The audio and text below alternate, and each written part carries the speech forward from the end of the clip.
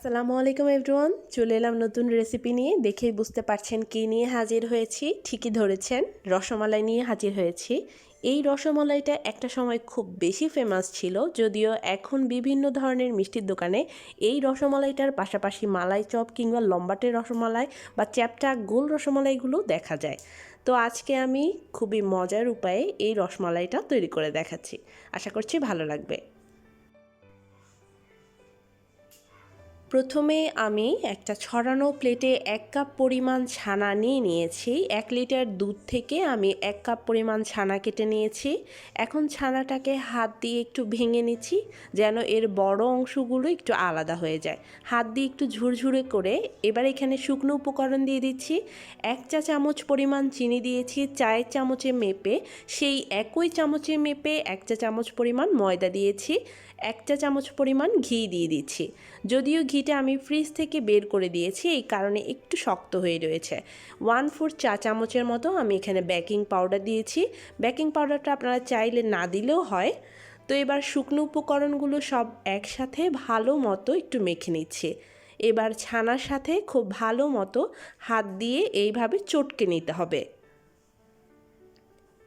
খুব ভালোভাবে চটকে হাতের ঠিক এই অংশটা দিয়ে আমি খুব ভালো মতো মথে নিচ্ছি।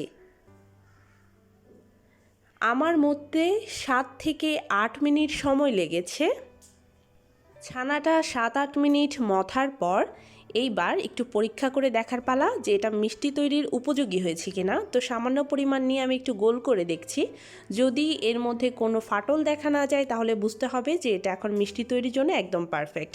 তো আমার এটাতে কোনো ফাটল দেখা যায়নি। তো এবার আমি মিষ্টিগুলো তৈরি করে নিচ্ছি। এবার ছোট ছোট খণ্ডে আমি ভাগ করে নিচ্ছি। রসমালাইয়ের মিষ্টিগুলো কিন্তু একদম ছোট ছোট করে বানাচ্ছি আজকে।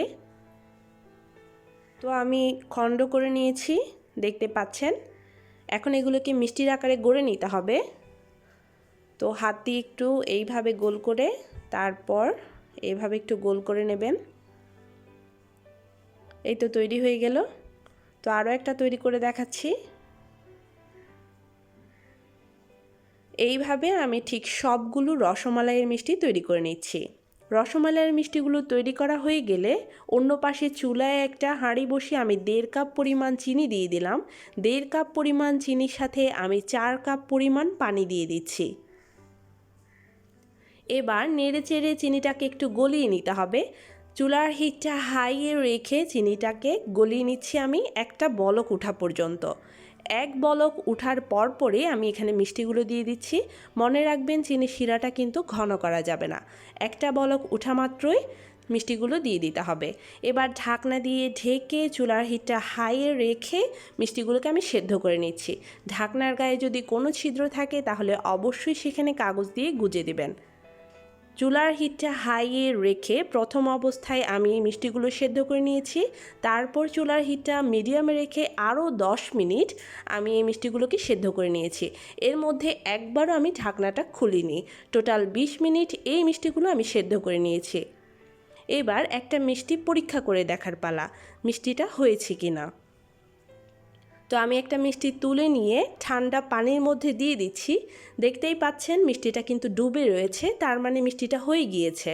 যদি মিষ্টিটা পানির উপরে ভেসে থাকতো তার মানে মিষ্টিটা হয়নি, আরও 5-10 মিনিট এই মিষ্টিটাকে সেদ্ধ করা লাগতো। তো আমার মিষ্টিটা হয়ে গিয়েছে। এখন এই মিষ্টিগুলোকে আমি চিনির শিরার মধ্যে রেখেই ঠান্ডা করে নিচ্ছি। তো মিষ্টিগুলো ঠান্ডা হওয়ার আগে আমি এখানে 1 কাপ পরিমাণ ফুটন্ত গরম পানি দিয়ে দিচ্ছি। এই কারণে দিচ্ছি, চিনির শিরাটার মধ্যে যেহেতু মিষ্টিটা অনেকক্ষণ থাকবে, ঠান্ডা হবে, তখন মিষ্টিগুলো শক্ত হয়ে যেতে পারে। তো মিষ্টি যেন শক্ত না হয়ে যায় সেজন্য আমি এখানে 1 কাপ পরিমাণ ফুটন্ত গরম পানি দিয়ে দিলাম। মিষ্টিটা ঠান্ডা হতে থাক আর সেই ফাঁকে আমি চুলায় 1 লিটার পরিমাণ তরল দুধ ঘন করে 1/2 লিটার পরিমাণ করে নিচ্ছি। যখন দুধটা 1/2 লিটার হয়ে যাবে তখন এখানে আমি কনডেন্সড মিল্ক দিয়ে দিচ্ছি 1/4 কাপ পরিমাণ।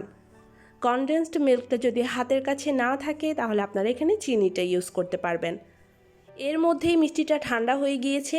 আর মিষ্টিটা ঠান্ডা হয়ে যাওয়ার পর আমি মিষ্টিটাকে এইভাবে একটা ছাঁকনির মধ্যে নিয়ে রসটাকে পুরোপুরিভাবে ঝেড়ে নিয়েছি। দেখতে পাচ্ছেন বাটির মধ্যে অবশিষ্ট রসটা পড়ে রয়েছে। তো এবার আমি মিষ্টিগুলো এইভাবে দিয়ে দিলাম। তারপর একটা বলক তুলে নিচ্ছি। মনে রাখবেন বেশি বলক কিন্তু তোলা যাবে না, জাস্ট চুলার হিটটা হাইয়ে রেখে একটা বলক তুলে এটাকে নামিয়ে নিতে হবে, কারণ বেশি বলক তুললে দেখা যাবে যে মিষ্টিটা ভেঙে যাচ্ছে। তো আমার মিষ্টিটা আমি ঠান্ডা করে একটা বাটিতে পরিবেশন করে নিয়েছি। দেখতে পাচ্ছেন মিষ্টিটা কতটা লোভনীয় লাগছে। এই মিষ্টিটা দেখুন কতটা পারফেক্ট, একটা মিষ্টিও কিন্তু ভেঙে যায়নি। এই রসমালাইটা খেতে ভীষণ মজার হয়। দেখতে পাচ্ছেন কতটা পারফেক্ট রসমালাইয়ের মিষ্টিগুলো। তো আমি আপনাদেরকে একটা ধরে দেখিয়ে দিচ্ছি, দেখুন কতটা স্পঞ্জি, নরম, তুলতুলে, মুখে দেওয়ার সাথে সাথেই কিন্তু মিশে যাবে। আশা করছি আজকের এই রসমালাই মিষ্টি রেসিপিটি আপনাদের পছন্দ হয়েছে। যদি পছন্দ হয়ে থাকে তাহলে লাইক, কমেন্ট এবং শেয়ার করার অনুরোধ রইল। সবাই ভালো থাকবেন, সুস্থ থাকবেন। আল্লাহ হাফেজ।